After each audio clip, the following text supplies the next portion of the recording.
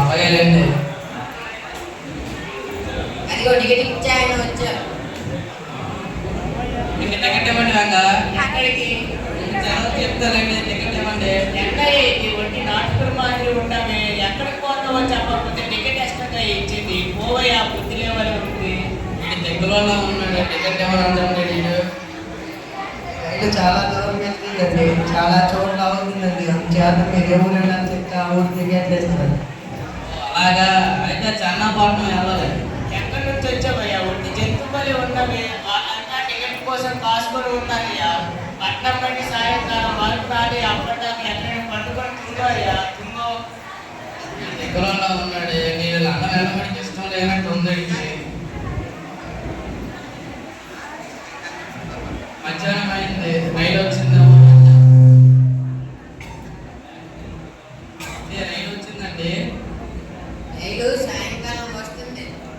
సాయంకాలం దాకా ఉండాలా? నాకు తొందరగా పని ఉంది. నీకు తొందరగా పని ఉంటే నడిచిపో. నీకు ఎంత పొగరు నన్నే నడిచిపోమంటారు.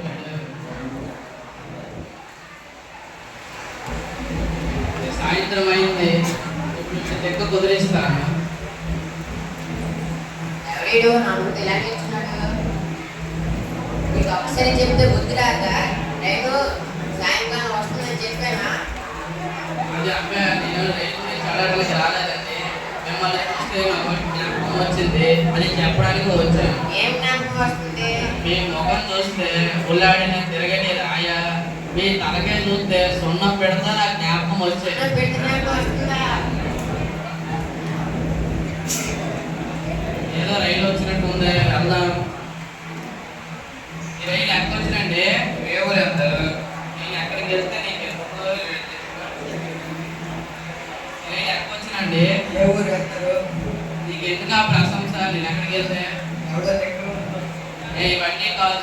వెళ్ళి స్టేషన్ మొత్తాన్ని అడుగుతాను. ఇది రైలు ఎక్కొచ్చినా మీరు ఏ ఊరు వెళ్ళాలి? టికెట్ కొనక ముందు ఊరి పేరు అడిగితే చెప్పాను. టికెట్ కొన్న తర్వాత కూడా వీరికి పరీక్షలన్నీ ఎందుకు రాజమహేంద్రవరం వెళ్ళాలి. అయితే మీరు ఎక్కవచ్చు.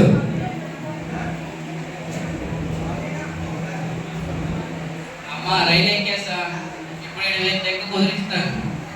ఏమంటో నేను రాజమహేంద్రం వెళ్ళలేదు, చెన్నపట్నం వెళ్తున్నాను. దిగవయ్యా, దిగు. ఎందుకు దిగాలి? నేను దిగను. దిగవయ్యా, రైలుకి ఆలస్యం అవుతుంది. దిగవయ్యా, దిగు. నేను దిగను. ఇది చెన్నపట్నం వెళ్ళదు. ఇది వచ్చి పూలు మాదిరిగా ఉన్నావు. దిగవయ్యా, దిగు. పూలు గీయలేని మాటలు మేరకు దిగవయ్యా.